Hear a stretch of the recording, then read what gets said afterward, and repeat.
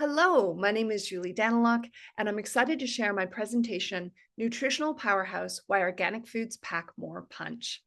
We're going to start by taking you back in time to 1945 on a New York City beach where they were spraying something mysterious onto these children. What does it say on the side of the truck? DDT, powerful insecticide, harmless to humans. It could not be farther from the truth. It turns out that DDT was a known carcinogen, meaning it can cause cancer, and it interrupted the potential of reproduction, so it was banned in 1972. I start here because we often have this opinion of insecticides, pesticides, fungicides as innocent until proven guilty. So I'm going to help you really look at the science so that we can decide for ourselves whether in fact we want to be using this conventional farming method or whether we want to truly focus on organic farming. Now, organic farming does not allow the use of synthetic pesticides, and that reduces the exposure to the chemicals that we know are now linked to various health conditions. It's not just crop dusting. Unfortunately, it's also human dusting. And I experienced this personally. That's why I'm a passionate organic advocate, because I was raised right beside a 500-acre conventional cornfield that was being carpet bombed with heavy pesticides, and it truly affected my health. So let's now go to 1977. I'm eating this McDonald's birthday cake on my 7th birthday that is riddled with pesticides sprayed on the grain. Then it has artificial colors, artificial flavors, artificial preservatives, which unfortunately dramatically affected my health. I had asthma. I had terrible bronchial problems. I had attention deficit hyperactivity disorder and learning problems. When my parents, shortly after this photo was taken, made the brave choice to take me off all artificial foods and to focus on organic agriculture, I was amazed that my health blossomed. I slept for the first time. My ADHD pretty much went into remission, and my grades went from D's to straight A's. And that is why I'm so passionate to share this message. Now I'm a certified nutritionist. I'm an anti-inflammatory food and lifestyle expert. I'm an author of 4 best-selling books, and I also have received the Canadian Health Food Association Organic Achievement Award. So that's why I'm here to talk to you about this today. Now, have you heard of the environmental working group's Dirty Dozen?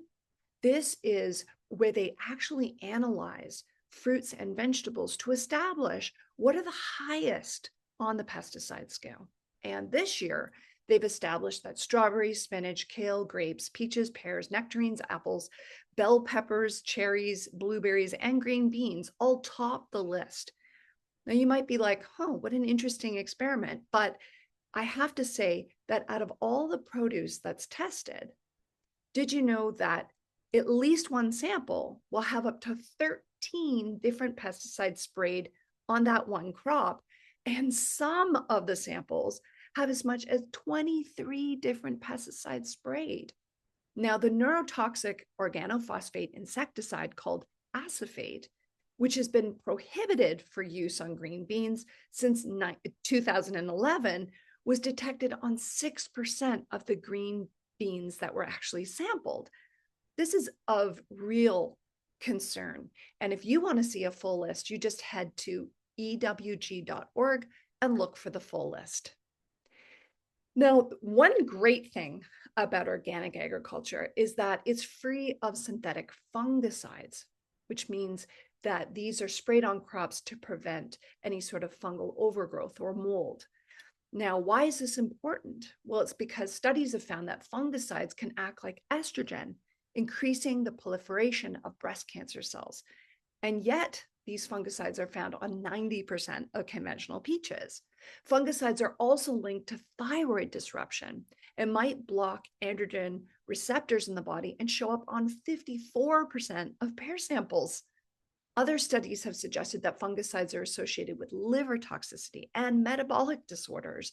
And yet it's also found on half the conventional strawberry and cherry samples. We also see fungicides are very popular in the production of farmed fish. So it's so wonderful that when we choose organic, we are really protecting our hormones. Now, also, organic agriculture is not allowed. Organic agriculture does not allow the use of genetically modified seeds. And this is really important. Why are GMOs an issue? Well, we really need to consider that when they gene splice things together, we change the actual proteins, and proteins are often what we become allergic to. Let's go back in time to an early experiment. Biotechnology company Pioneer Hybrid International attempted to genetically modify soybeans to have a higher level of methionine because soybeans typically miss that amino acid. Well, to do this, they introduced the gene from Brazil nuts, which is naturally rich in methionine. So when they tested the final crop, they realized that individuals who are allergic to Brazil nuts would also react to these GMO soybeans. So if we look a little deeper at this, one of the ones that's on the market presently that's of real concern is BT corn. Now, we eat corn whole, so it's particularly problematic because the protein is kept intact.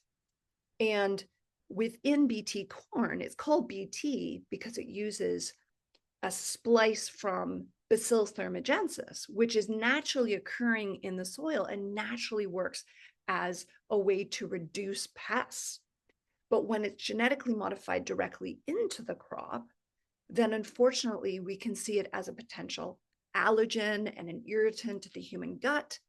And these cry proteins are supposed to be broken down, but that's only the case if you have strong stomach acid. But did you know that 30% of the population, especially as we age, have low stomach acid, therefore making it a potential health hazard? This also has a real impact on our human gut microbiome, and it can mess with digestion and potentially with immune function. So BT corn, the worst version of it was called Starlink corn. And a number of years ago, this Cry9C protein was identified as a potential allergen. So it was banned for human consumption, but allowed in feed for cattle and other animals. Now, despite its restricted approval, unfortunately, a lot of it was found to be contaminated in the human food supply, leading to a massive recall of corn products. Now, I just want to put it out there. How many times is this happening where this technology escapes? Because unfortunately, it doesn't stay contained. So that's why it's really important that we focus on organic agriculture. We also see a danger of antibiotic resistance because people don't realize that most genetically modified crops actually have their gene package delivered with an antibiotic resistant marker gene. And then those seeds are bathed in antibiotics. Now, this is a problem because we are concerned whenever we overusing antibiotics, is it potentially adding to a risk of antibiotic resistance? We see 2.8 million antimicrobial resistant infections occurring in the US alone, and more than 35,000 people dying as a result. Now, I don't want to make claims that aren't factual yet. I just want to put a seed of interest in your mind that do you have a concern about antibiotic resistance, and why do they need to use this antibiotic resistant marker gene and the bathing of the seeds in antibiotics? Because organic agriculture does not use this technology at all. It does really help people feel safer in the food that they're eating. Where are GMOs hiding? Well, in all the health washed items like gluten-free bread and tortilla chips and sports drinks and salad dressing, supplements, breakfast cereals, hummus, you name it, meal replacement bars, nutritional shakes, granola bars. That's why when you go into the health food store or into a big box store where you're buying organic foods, you can feel more comfortable that you are avoiding genetic modification. Organic does not allow the use of glyphosate. Glyphosate is one of the strongest pesticides that we now understand has huge impact on human health. One of the issues that we have with glyphosate is that it has chelating properties, meaning it can bind to essential minerals like magnesium and calcium and iron. And in doing so, it potentially interferes with the availability of these minerals in our body, which is critical for a huge amount of our physiological processes, including your enzyme function, your nerve conductation, your muscle contraction. Like, this is so important. And that's why Don Huber, the professor at Purdue University, found that glyphosate, also known as Roundup, is worse than DDT. It persists in the soil for 2 years. It has a negative effect on soils and plants. And this application cuts manganese availability by half, as well as cutting back on all those minerals that I spoke of before, especially things like magnesium and zinc, which are critical for our immune system function.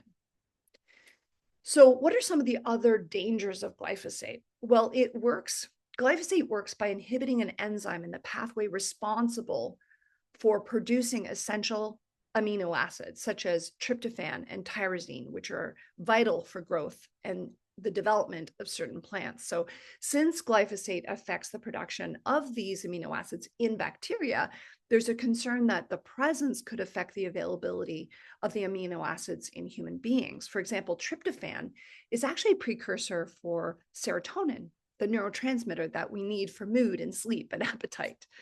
So disruption of tryptophan production could theoretically influence our personal serotonin levels. And that impacts mental health, which we've actually seen a huge uptick in mental health issues. So there's also a concern that glyphosate interferes with your body's ability to detoxify. So some studies suggest that glyphosate can inhibit your cytochrome P450 enzyme system, which is phase 1 of your liver, which is critical for detoxifying these compounds in your liver. So you can see how glyphosate is very problematic. We also see that there's a concern with glyphosate exposure disrupting the balance of gut microbiome.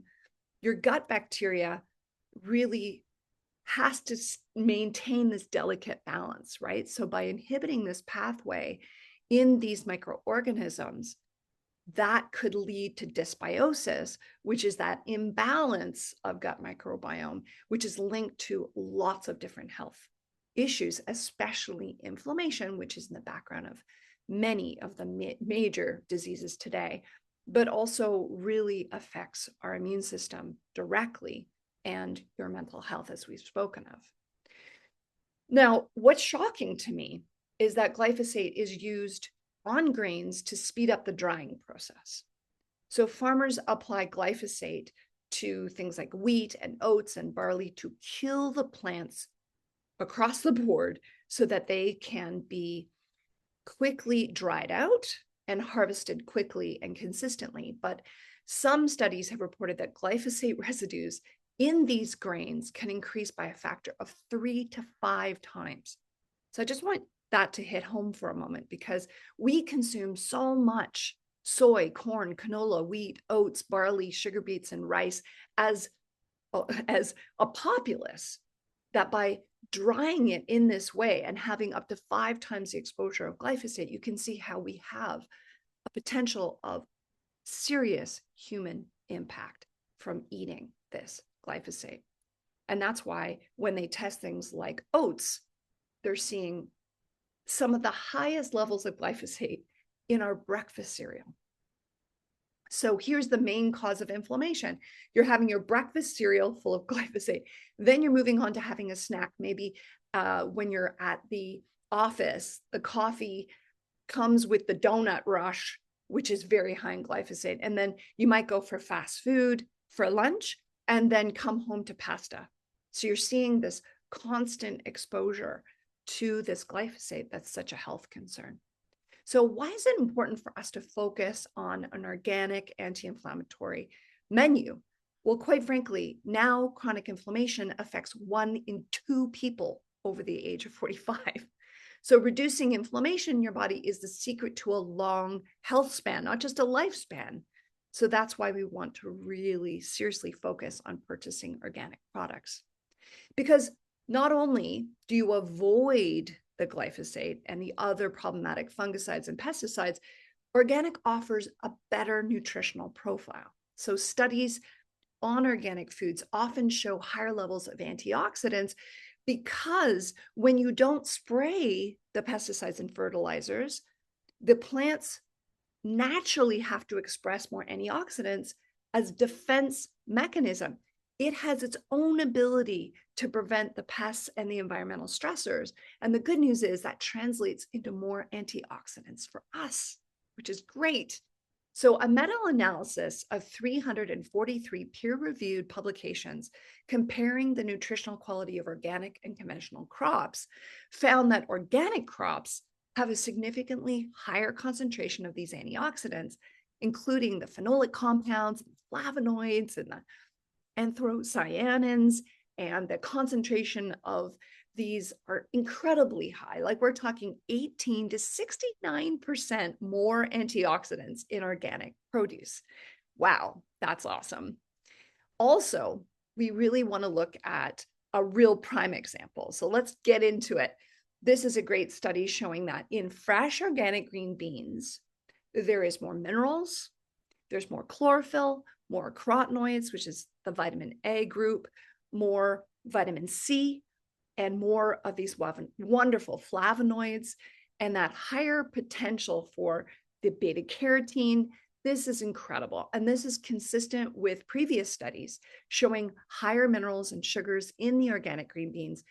It's normally likely to the fact that the microbes in the soil can actually help to chelate and nourish the actual plants with a greater amount of nutrition, which is great. So does organic food taste better? Absolutely. A 10-year comparison on the influence of organic and conventional crops in tomatoes found that tomatoes have a higher level of antioxidants. And of course, this translates to a perceived better taste. So human beings have the ability to perceive these wonderful antioxidants as tasting great. So that intense flavor is something that all the participants were really preferring. And the levels of quercetin, which is great for allergy reduction, and camphorol, which is powerfully anti-inflammatory, was found higher in tomatoes by a whopping 79 and 97% higher amounts, which is so great. We also see a big difference in organic agriculture for meat and egg production. So the health benefits of organic meat is the fact that they're higher in antioxidants like vitamin E and conjugated linoleic acid, which is really good for balancing your weight. We also see that organic meat is lower in those chemical residues because of the amount of grain that a potential conventional animal would consume over their lifespan, where when we have organic meat, they're often allowed to graze on grass, which would be very healthy.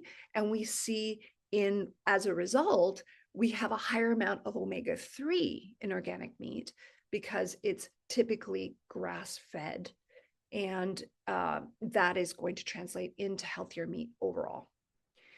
For egg production, we really see a big difference. Higher amounts of that omega-3, which is, of course, great for heart health and brain function. But we also see, and you can see it, when you crack an organic egg, it's often bright orange, and that's providing higher levels of the vitamin A, but it's also higher in things like lutein and zeaxanthin, and that reduces our risk of macular degeneration and cataracts. Also, organic chickens have access to the outdoors. So by being exposed to sunlight, their eggs have higher levels of vitamin D, which supports your bone health and your immune function. So organic eggs are absolutely worth it. Another great thing about organic farming is it does not allow the use of antibiotics. If an animal gets very sick and it has to have antibiotics administered to save its life, then that animal is actually separated out of the herd and held and not sold as organic. And that allows the protection of the organic meat production, which is really interesting. So with organic meat being antibiotic free, it actually reduces the risk of antibiotic resistant infections, as you can see here. It's wonderful that we see that raw meat has a lower risk of those antibiotic resistant bacteria, which is a key piece for people's health these days. We also see a much better treatment of the animal, which is so important for many people who have compassion to animals. So organic standards ensures that the animals are raised in more humane conditions. They have access to outdoor spaces, which is going to reduce their stress hormones, which actually really translates into a greater level of flavorful meat.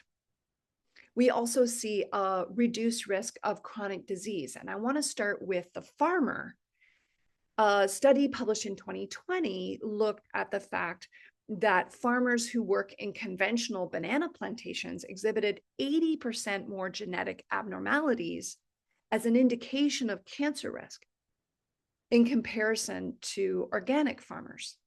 So this is really important for us to look at, because pesticides actually increase the risk of not only cancer, but Parkinson's, because it disrupts the actual neurochemistry so much. Did you know that pesticide exposure leads to a damage of the neurons responsible for the manufacturing of dopamine?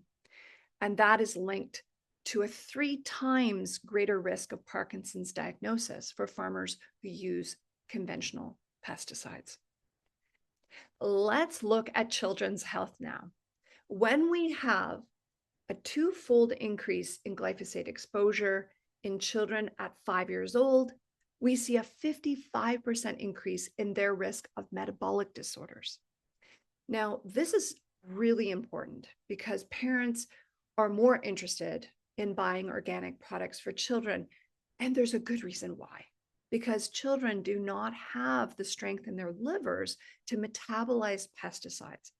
Until about the age of 7, their liver is not developed enough, and therefore we should double down on the focus to buy organic products for children who are in that developmental stage. It's so important. We also see an increased risk of cancer amongst people who have more of a conventional diet.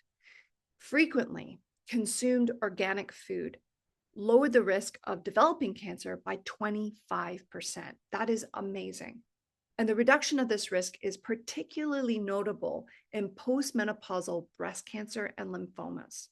So the authors of this massive 68,000 person study suggested that lower pesticide residues in organic food, it's not just the fact that we have fewer pesticides, it's also the fact that we have more beneficial nutrients like those amazing polyphenols and incredible flavonoids that help to reduce the risk of cancer. So we definitely want to focus on organic, as we can definitely see a reduction of that cancer risk. Now, this is near and dear to my heart. Let's go back to that 1977 birthday cake for a moment, because did you know organic certification does not allow any artificial food dyes or preservatives or additives? And a study in 2021 that involved placing children on a dye-free menu for several weeks, followed by children being given a mix of dyes like tartrazine, which is actually made out of petroleum, that's added to their food, and then they measure behavior. They noticed that from these studies, it's clear that 8% of children are really adversely affected by synthetic food dyes. So that's what's great about organic certification. When you see an organic lollipop, if you see organic treats out there for children, by removing these harmful dyes and preservatives and additives, it can give you the assurance that these foods are truly safe for children and going to support their learning. How do we afford organic? Well, we want to buy seasonal produce from local farmers markets. Right now is such an incredibly important time. I love investing in a CSA share, which is a farm share known as consumer supported agriculture. So you pay ahead and then you get much cheaper produce when it's time for harvesting. You can also purchase organic food in bulk. Like I always go in and make sure to buy my seeds in a larger quantity and then stick them in the freezer. And that really lowers the cost. You can also grow your own organic veggies, as you can see here. I love having an organic garden. And you also want to look for sales and discounts. And I really like going to wholesalers and becoming my own little health food store. So this works really well. If you want to partner with some friends and family members, you can actually buy at wholesale prices, which works great. And you also want to forage for food in your own backyard and wild spaces. And my favorite thing to forage is dandelion greens. Dandelion greens just grow up everywhere. And if we harvest them from safe spaces, they provide tremendous nourishment for free. There's a long-held belief that plants that thrive in your local area are adapted to the same conditions and stressors that affect human health in that region. Translation: when you find the plants in your area, you often need them. For example, these dandelions grow up everywhere, yet they have detoxification properties that you probably need to support your own liver health. So can we stop seeing these plants as weeds and start seeing them as a valuable contribution to your life? Organic agriculture has the potential to feed the world by promoting sustainable farming practices that enhance your soil fertility and preserve biodiversity and really reduces the environmental impact of food production. Organic farming relies on natural inputs and crop rotation, which improves soil health and increases the resilience against pests and diseases, leading to more stable yields over time. And organic agriculture can be highly productive when combined with local knowledge.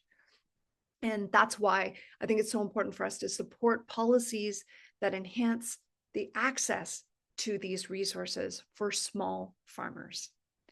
So what do we do to detox from the harmful effects of all these conventional pesticides and herbicides and fungicides? Well, did you know that we actually can detox quite quickly? In a study featuring 9 children who switched to an all-organic diet, it was so fun because this was actually done at my wonderful, I was cooperatively owning the Big Carrot health food store on the Danforth in Toronto. And this wonderful, these 2 people walked in, Bruce and Rick, said, "Hey, would you help us run this experiment where we would fund having children switch over to an organic diet?" So it was neat to see that within just a few weeks, the pesticide levels in their urine came down 66%. So it's so cool to see that you can rebound quickly and make such a difference. When they went back to eating a conventional menu, know that the pesticide levels doubled almost immediately. And that actually was also similar in adults. So if you want to read a great book on how to detox, check out Tox In, Tox Out, and also just trust that investing in organic pays off very quickly. And that's why I personally have developed an anti-inflammatory food pyramid. And I've actually truly invested in making sure people see the tremendous benefit of eating this way. I actually worked with 2 doctors and a naturopath to establish a proper case series report on what happens when we eat organic food in this anti-inflammatory pyramid. And we had fantastic results. We saw that the CRP, which is a protein measurement of inflammation, dropped by 49.5%. ESR came down 50.5%. Your urinary markers of inflammation came down 49.5%. And the average person lost 36.6 pounds. So if you'd like to learn more about how you too can reduce your pain and inflammation and truly reach an incredible level of health, well, then you can actually join me inside Thrive Hive, which is our anti-inflammatory coaching and community membership, which is an incredible place to be. So if you do want to check that out, you're going to learn more about anti-inflammatory nutrition, herbalism, movement, yoga, meditation, life coaching, with all these incredible coaches to attack your health limitations from all angles. So if you're interested in learning more about that, you can check it out at thrivewithjulie.com. And I want to thank you so much for really being interested in the science that's really leading the charge on organic agriculture and the importance of supporting certified organic. Thank you.